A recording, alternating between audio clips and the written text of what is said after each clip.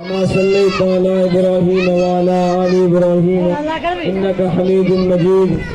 اللهم بارك على محمد وعلى آل محمد كما باركت على إبراهيم وعلى آل إبراهيم إنك حميد مجيد. بسم الله الرحمن الرحيم.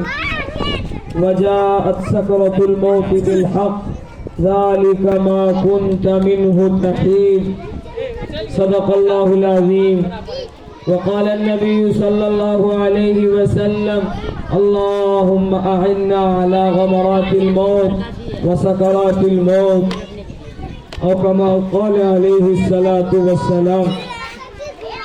عزیزان گرامی، اللہ پاک کا بے حد احسان و کرم کے اس مالک نے ہمیں اور آپ کو ایک دینی مجلس میں بیٹھنے کی سعادت بخشی. ذرا سا آپ بچوں کو خاموش کر دیجئے. ادھر والے بھائی ماشاءاللہ ان کو خاموش کیجئے. ان کا جنریٹر جس میں آواز بہت تیز ہوا کرتی ہے، مولوی صاحب کی آواز اس سے پھیکی ہے، اس لیے ذرا سا ان بچوں کو خاموش کر دیجئے. زیادہ دیر بات نہیں ہوگی. بڑے بڑے عالم نے الحمدللہ یہاں تشریف فرما ہے. ہم کو بھی ذمہ داری دی گئی ہے کہ آپ کو بھی تھوڑی دیر بات کرنی ہے.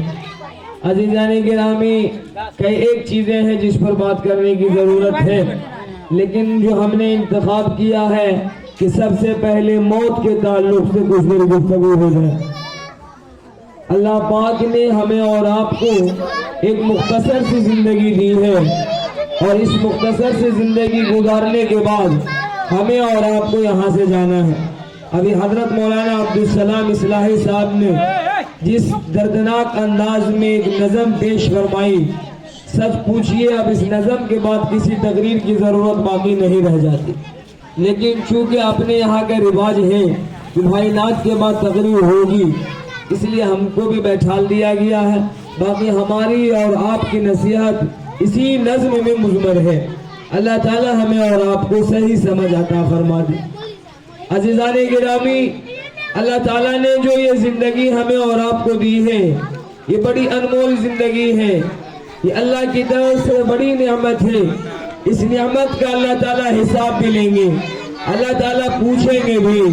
اللہ تعالیٰ یہ بھی معلوم کریں گے آخر یہ جو بہترین زندگی میں نے دی تھی تم نے کہاں گزارا، تم نے کہاں وقت صرف کیا. اللہ تبارک و تعالیٰ پوچھیں گے ذرا بتلاؤ اس زندگی کا تم ہمیں حساب دے دو. بس اللہ ہی ہمارے اور آپ کے اوپر رحم کرنے والے ہیں، اور اگر اللہ نے ہمیں اور آپ پر رحم نہ کیا تو سمجھ لیجئے ہم اور آپ پھنس جائیں. اللہ تعالیٰ ہمیں اور آپ کو اپنی رحمت میں ڈھانپ لے، عافیت میں رکھ لے. اللہ تعالیٰ عنایت فرمائے ہمارے اور آپ کے اوپر. عزیزان گرامی، اللہ تبارک و تعالیٰ نے جو اس زندگی کو دیا، اس مختصر سی زندگی کے بعد ایک لامحدود زندگی آنے والی ہے. ایک لامحدود زندگی آنے والی ہے. ایک تو زندگی جو ہم جی رہے ہیں یہ بھی زندگی ہے، یہ تو دنیا کی زندگی ہے. ایک عالم برزخ ہے، ایک اور ہے عالم ارواح ہے. میرے بھائیوں، جب یہاں سے ہم مر کر کے چلے جائیں گے، قبر میں رہیں گے، اور نہ جانے کتنے ہزاروں سال تک ہمیں اور آپ کو وہاں رہنا ہوگا، بس اللہ ہی کو معلوم ہے. آپ سوچئے اور ذرا غور کیجئے کہ ہمارے یہاں دادا پردادا لکڑ دادا رہا کرتے تھے، وہ سب کہاں چلے گئے؟ وہ سب قبر میں چلے گئے. نہ جانے ان کی ہڈیاں بھی ہیں یا نہیں ہیں، یہ ہے کہ بوسیدہ ہوگی. میرے بھائیوں، اللہ تبارک و تعالیٰ نے ہمیں اور آپ کو جس زندگی کے ساتھ بھیجا ہے، اللہ تعالیٰ پوچھیں گے، اللہ تعالیٰ حساب کتاب لیں گے. ایک صحابی ہے، اللہ کے نبی صلی اللہ علیہ وسلم سے سوال کرتے ہیں یا رسول اللہ، سب سے بڑا زاہد کون ہے؟ سب سے بڑا متقی کون ہے؟ سب سے بڑا پرہیزگار کون ہے؟ آقا کریم صلی اللہ علیہ وسلم فرماتے ہیں جو موت کو یاد کرنے والا ہو وہ سب سے زیادہ زاہد، سب سے بڑا متقی ہے، سب سے بڑا پرہیزگار ہے، سب سے زیادہ ہوشیار ہے. ایک روایت میں آقا نے فرمایا الکیس من دان نفسہ وعمل لما بعد الموت والعاجز من اتبع نفسہ وتمنى ہواها وتمنى علی اللہ. پوری روایت ہے، ترمذی نے روایت کیا ہے، اور ابو عیسیٰ نے فرمایا ہے ھذا حدیث حسن. یہ روایت صحیح ہے. میرے بھائیوں، ذرا غور کیجئے. آقا نے فرمایا عقل مند آدمی وہ ہے، ہوشیار آدمی وہ ہے، چالاک آدمی وہ ہے جو مرنے سے پہلے مرنے کی تیاری کر لے. جو مرنے سے پہلے مرنے کی تیاری کر لے. ایک روایت میں آقا نے فرمایا وہ شرافت لے گیا, وہ شرافت لے گیا, وہ باعزت زندگی گزارا جس نے مرنے سے پہلے موت کی تیاری کی. وہ استعداد الموت, موت کی تیاری کرنا عقل مندوں کی نشانی ہے, اور زندگی کو یوں ہی گزار دینا بے وقوفوں کی نشانی ہے. آقا نے فرمایا وہ بے وقوف ہے. اس زمانے میں اگر اس بے وقوف کا ترجمہ اپنے حساب سے آپ کرنا چاہیں گے تو آپ کہہ دیں گے وہ مینٹل ہے, وہ دماغ کا آدھا ہے, وہ پاگل اور بے وقوف ہے جو آدمی مرنے سے پہلے مرنے کی تیاری نہ کرے. اللہ اسے حساب لیں گے, اور وہ نہ جانے ناجائز خواہشات کے پیچھے چلتا تھا اور اللہ پر امیدیں لگائے ہوا تھا, ٹکٹکی نگاہوں سے دیکھ رہا تھا کہ اللہ معاف کریں گے, اللہ رحم کریں گے. اللہ تبارک و تعالیٰ کے حبیب, پیارے حبیب حضرت محمد مصطفیٰ صلی اللہ علیہ وسلم فرما رہے ہیں کہ نہیں میرے بھائیوں, وہ بے وقوف آدمی ہے جو ناجائز خواہشات کا پجاری ہے.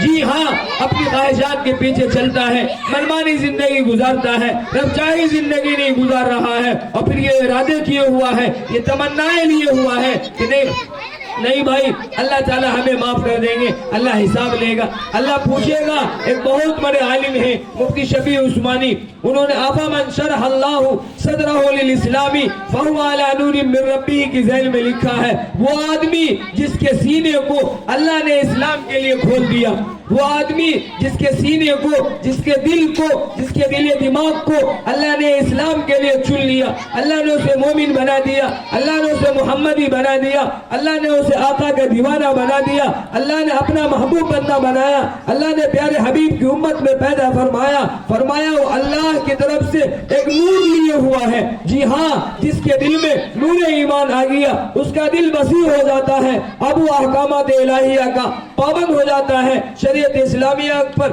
چلنے لگ جاتا ہے, آقا کا دیوانہ بن جاتا ہے. عبداللہ ابن مسعود فرماتے ہیں میں نے آقا سے پوچھا یا رسول اللہ ذرا بتلائیے شرح صدر کا مطلب کیا ہے, ذرا بتلائیے. آقا نے فرمایا جو مومن ہو جاتا ہے اللہ تبارک و تعالیٰ کی طرف سے نور ایمان اس کے دل میں آ جاتا ہے, اس کا دل وسیع ہو جاتا ہے, وہ خوشحال ہو جاتا ہے, وہ اور لوگوں کے لیے جینا اور مرنا چاہتا ہے, آقا کے لیے جینا اور مرنا چاہتا ہے. پھر پوچھا عبداللہ بن مسعود نے یا رسول اللہ شرح صدر کا ذرا مطلب بتلا دیجئے, اس کی علامت کیا ہوگی.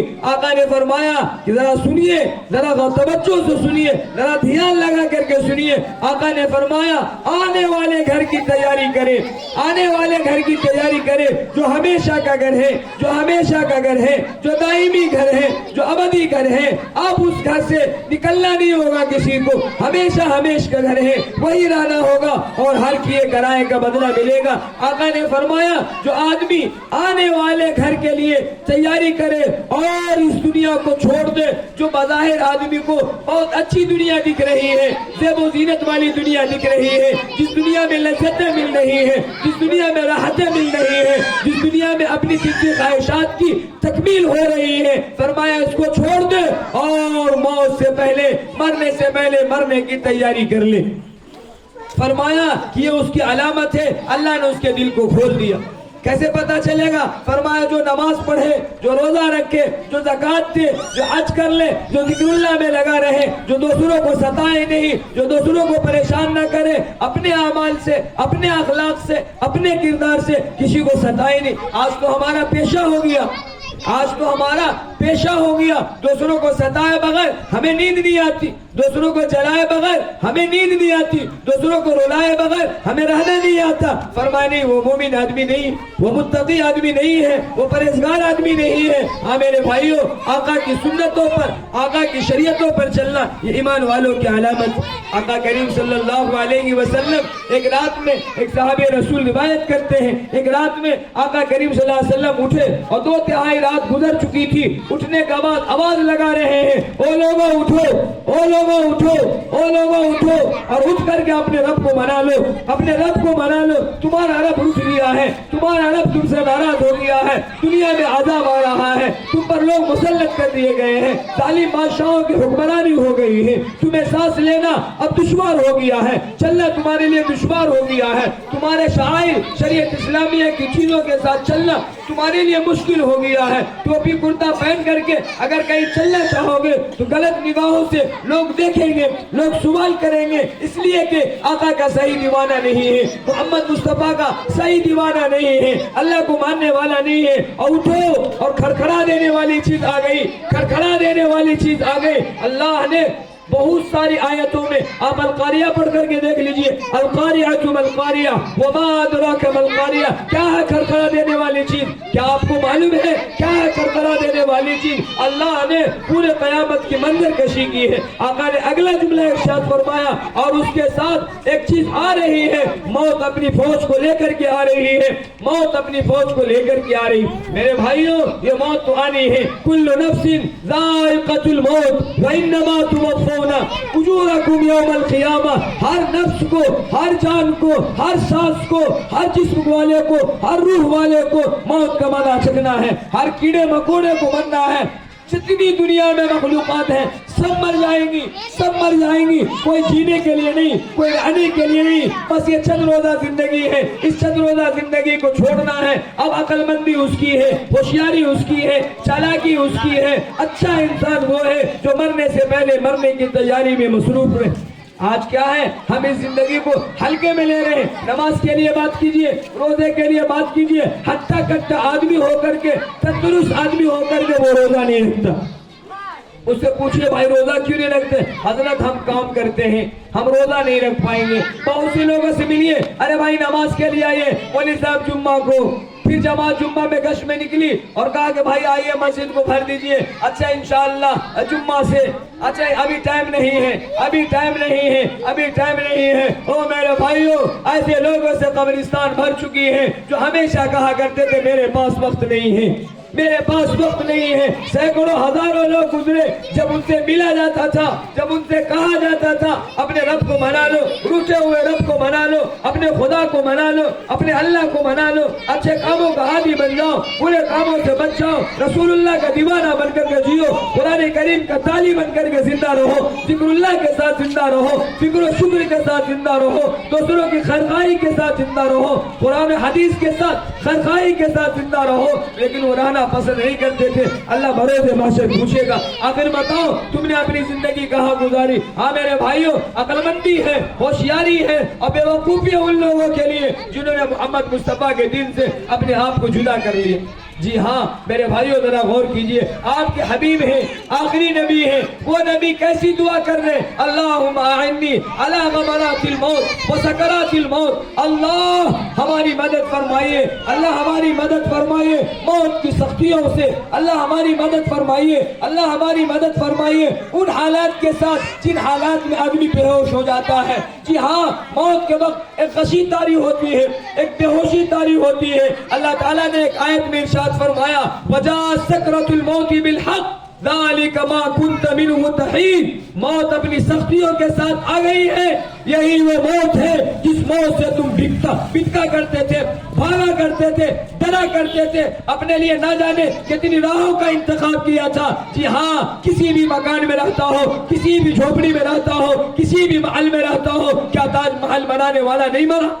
کیا تاج محل بنانے والا نہیں مرا؟ کیا قطب مینار بنانے والا نہیں مرا؟ کیا لال قلعہ بنانے والے نہیں مرے؟ مر گئے, ان کا نام و نشان مٹ گیا, ان کا نام و نشان مٹ گیا. کیا فرعون نہیں مرا؟ کیا ابو جہل نہیں مرا؟ کیا شداد نہیں مرا؟ کیا قارون نہیں مرا؟ کیا نمرود نہیں مرا؟ جی میرے بھائیوں, کوئی نہیں بچ سکتا. اگر موت سے کوئی بچ سکتا تھا تو فرعون بچ جاتا. اللہ نے اس کو پاور دیا تھا, اللہ نے اس کو مال دیا تھا, یہ تو بہت دور کی بات ہے. اگر موت سے کوئی بچ سکتا تھا تو مائیکل جیکسن کا نام سنا ہوگا ضرور, آپ لوگوں نے ضرور سنا ہوگا. یہ زیادہ دن کی کہانی نہیں ہے, یہ 20-25 سال کی کہانی ہے. آپ ان کے بارے میں پڑھ کر کے دیکھیے. وہ لوگوں کو بتایا کرتا تھا کہ ہم 150 سال زندہ رہیں گے. مائیکل جیکسن کہتا تھا 150 साल जिंदा रहेंगे। किसी ने कहा नहीं भाई नहीं रह पाएगा, उसने कहा नहीं रह लूंगा। ओहो, ना जाने कितने डॉक्टरों को अपने कैंपस में रखता था, अपने हॉल में, अपनी बिल्डिंग में रखता था, और पानी भी पीता था, जांच करा करके, खाना भी खाता था, चेकअप करा करके भाई कहीं पर कुछ मिलावट तो नहीं है। लेकिन किसी ने कह दिया तो भाई बच नहीं पाएगा। अचानक उस अल्लाह के बंदे को 51 साल की